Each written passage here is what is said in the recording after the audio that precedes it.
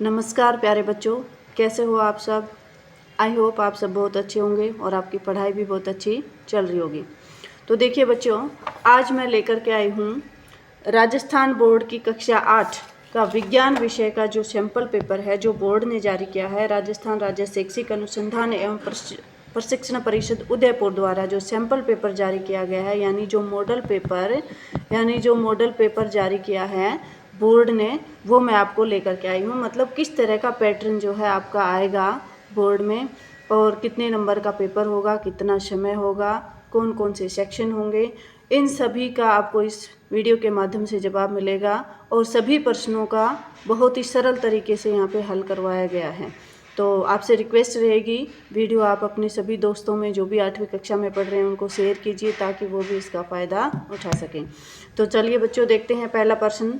तो पहला जो प्रश्न है यहाँ पे खंड ए, सेक्शन ए, खंड ए में जो पहले प्रश्न है, प्रश्न संख्या 1 से लेकर के 8 तक दिए गए हैं।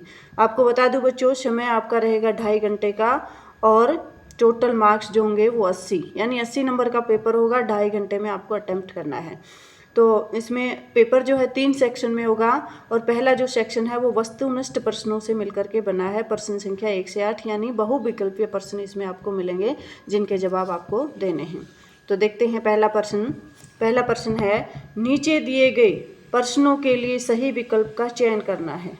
ठीक है, यानी बहुविकल्पीय प्रश्न है। पहला प्रश्न है, निम्न में से एंटीबायोटिक नहीं है। आपको कुछ ऑप्शन दे रखे हैं, उनमें से एंटीबायोटिक कौन सा नहीं है वो आपको बताना है। तो देखिए, स्ट्रेप्टोमाइसिन, टेट्रासाइक्लिन और एरिथ्रोमाइसिन ये सारे एंटीबायोटिक हैं, जबकि राइजोबियम है वो क्या है, एक जीवाणु है।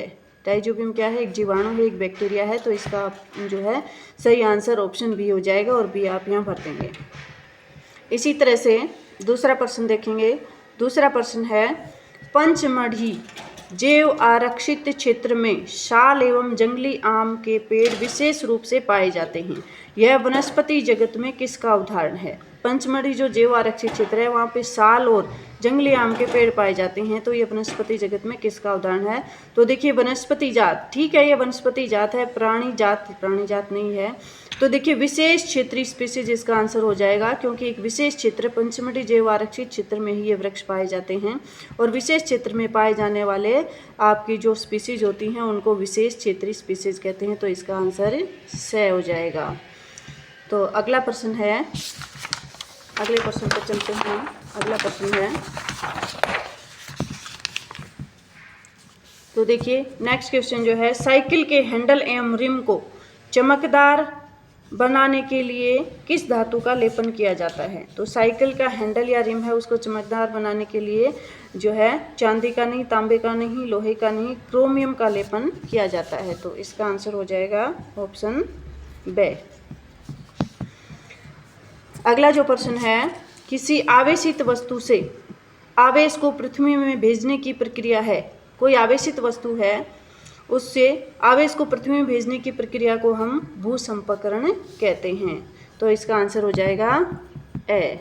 इसको क्या कहते हैं, भूसंपर्कण कहते हैं, या इसको अर्थिंग कहते हैं। अगला जो प्रश्न है, थैलियों में आने वाला दूध संदूषित नहीं होने का कारण। थैलियों में जो दूध आता है, पैकेट वाला दूध, वो खराब नहीं होता है काफ़ी लंबे समय तक। तो उसका क्या कारण है। तो देखिए बच्चों, उसका कारण है पाश्चीकरण। पाश्चीकरण यानी पॉस्चराइजेशन। पॉस्चराइजेशन या पाश्चीकरण का मतलब क्या होता है, दूध को लगभग 70-72 डिग्री सेंटीग्रेड पे कुछ समय के लिए गर्म करते हैं और फिर एकदम से उसको ठंडा कर देते हैं। इस प्रक्रिया को पाश्चीकरण कहते हैं। ऐसा करने से दूध काफ़ी देर तक खराब नहीं होता है। तो इसका आंसर आ जाएगा ए। अगला प्रश्न है, जब किसी व्यक्ति के वस्त्र आग पकड़ लेते हैं तो आग बुझाने के लिए उपयुक्त होगा। किसी व्यक्ति के वस्त्रों में अगर आग लग जाती है तो आग बुझाने के लिए क्या करना चाहिए, पेट्रोल डालना चाहिए, नहीं, बिल्कुल नहीं। अल्कोहल ये ज्वलनशील होता है, ये भी नहीं। डीजल ज्वलनशील होता है। तो क्या करना चाहिए, कंबल से उस व्यक्ति को ढकना चाहिए। ऐसा करने से क्या होगा, कंबल से जब व्यक्ति को ढक देंगे तो ऑक्सीजन के संपर्क में वो नहीं आ पाएगा। और ऑक्सीजन हम जानते हैं कि ज्वलन के लिए, दहन के लिए ऑक्सीजन जरूरी होती है। तो कंबल से ढकने के बाद ऑक्सीजन से उसका संपर्क टूटेगा और आग बुझी जाएगी। तो व्यक्ति को कंबल से ढकना चाहिए और इसका आंसर हो जाएगा द। अगला प्रश्न है, देखिए 7वां प्रश्न है, ट्रैफिक सिग्नल लाइट में प्रकाश के लिए एलईडी का उपयोग बढ़ रहा है, क्योंकि ट्रैफिक सिग्नल लाइट है उसके अंदर प्रकाश के लिए एलईडी का प्रयोग बढ़ रहा है। इसका कारण क्या है? यह अधिक महंगा है। देखिए इसका कारण है यह अधिक अवधि तक कार्य करता है। एलईडी जो है इसकी फुल फॉर्म होती है लाइट इमिटिंग डायोड, और ये ज़्यादा समय तक कार्य करता है। तो इसका आंसर क्या आएगा? से। अगला प्रश्न देखिए, आठवां प्रश्न है विश्व उष्णन के प्रभाव से क्या हो रहा है? पहला कथन है समुद्र का जल स्तर बढ़ रहा है, और दूसरा है हिमनद पिघल रहे हैं। देखिए बच्चों, विश्व उष्णन क्या होता है? वायुमंडल में जो है कुछ गैसें हैं जिसकी वजह से विश्व उष्णन हो रहा है, और वायुमंडल का अपनी पृथ्वी का ताप लगातार बढ़ रहा है। इसकी वजह से क्या होगा? समुद्र का जल स्तर बढ़ेगा, और जो बर्फ जमी पड़ी है वो भी पिघल जाएगी। हिमनद पिघल रहे हैं। तो इसका दोनों ही ऑप्शन सही हैं। तो क्या है? केवल कथन 1 सत्य, ये नहीं, कथन 1 एवं 2 दोनों सत्य हैं। तो इसका आंसर क्या हो जाएगा? कथन 1 एवं 2 दोनों ही सत्य हैं। इसी तरह से हम देखेंगे सेक्शन बी यानी खंड ब। तो देखिए बच्चों, खंड ब के अंदर आपसे अति लघु उत्तरात्मक प्रश्न पूछे गए हैं, और प्रश्न संख्या 9 से 12। प्रत्येक प्रश्न यहाँ पे 2 अंक का होगा। Very short answer type question खंड ब में है। तो देखिए पहला प्रश्न है पेट्रोल के कोई 2 उपयोग लिखिए। पेट्रोल के कोई 2 उपयोग आपको बताने हैं। तो देखिए पहला उपयोग है हल्के स्वचालित वाहनों जैसे मोटरसाइकिल, स्कूटर और कार में ईंधन के रूप में पेट्रोल का प्रयोग किया जाता है। कहाँ पे? जो हल्के स्वचालित वाहन जैसे मोटरसाइकिल, स्कूटर है, कार है, वहाँ पे ईंधन के रूप में किसका? पेट्रोल का प्रयोग होता है। दूसरा है ड्राई क्लीनिंग यानी शुष्क धुलाई के लिए विलायक के रूप में इसका प्रयोग होता है। यानी जो ड्राई क्लीनिंग होती है वहाँ पे भी किसका प्रयोग होता है? पेट्रोल का प्रयोग किया जाता है। अगला प्रश्न देखिए, अगला प्रश्न है अंडपरजक एवं जरायुज जंतुओं में अंतर आपको लिखना है।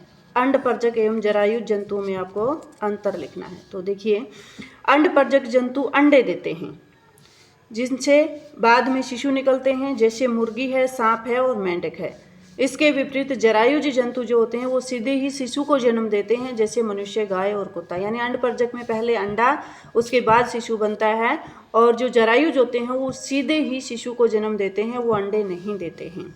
तो उदाहरण दे रखे हैं जरायुज में मनुष्य, गाय, कुत्ता, और अंडपरजक में मुर्गी, सांप और मेंढक। अगला प्रश्न है जल की मितव्ययता से उपयोग करने के लिए सिंचाई की कौन सी विधियां काम में ले सकते हैं?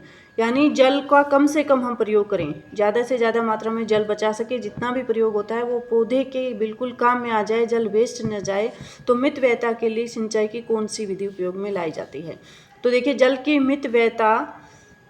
को मितव्ययता से उपयोग करने के लिए ड्रिप सिंचाई, ड्रिप तंत्र और छिड़काव तंत्र जैसी आधुनिक विधियों का उपयोग किया जा सकता है।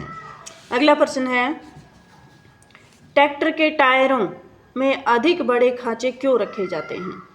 ट्रैक्टर के टायरों में अधिक बड़े खांचे क्यों रखे जाते हैं? तो देखिए ट्रैक्टर के टायरों में बड़े खांचे इसलिए रखे जाते हैं ताकि मिट्टी या सड़क पर उनकी पकड़, ग्रिप मजबूत बन सके। क्या होगा? बड़े खांचे होंगे तो मिट्टी या सड़क पर उनकी पकड़ यानी ग्रिप मजबूत बनेगी, और यह घर्षण बल को बढ़ाता है। अगर उसके अंदर खांचे मोटे होंगे तो वहाँ क्या होगा? घर्षण बल बढ़ेगा, और घर्षण बल बढ़ता है जिससे ट्रैक्टर को कीचड़ या असमान जमीन पर फिसलने से रोकने में मदद मिलती है। ठीक है, ग्रिप बढ़ेगी, घर्षण बल बढ़ेगा, जिससे कीचड़ या असमान उबड़ खाबड़ जो जमीन होगी वहाँ पे ट्रैक्टर फिसलेगा नहीं, और वह आसानी से खिंचाव कर सकेगा। इस तरह से आपके कुछ पेट्रोल की भी बचत हो जाएगी। तो इसका आंसर आप ये लिख सकते हैं। आगे है सेक्शन 3 जिसका हल हम अगले पार्ट में करेंगे। धन्यवाद बच्चों वीडियो देखने के लिए, और अपने दोस्तों को जरूर शेयर कीजिए ताकि वो भी इस वीडियो का लाभ ले सकें, उन्हें भी पता चल सके कि किस तरह से बोर्ड के अंदर जो है क्वेश्चनों का पैटर्न आएगा, किस तरह के क्वेश्चन पूछे जाएंगे। और इसका अगला पार्ट अवश्य देखिए जिसके अंदर आपको सेक्शन सी यानी तीसरा जो सेक्शन है वो हल करवाया जाएगा। धन्यवाद।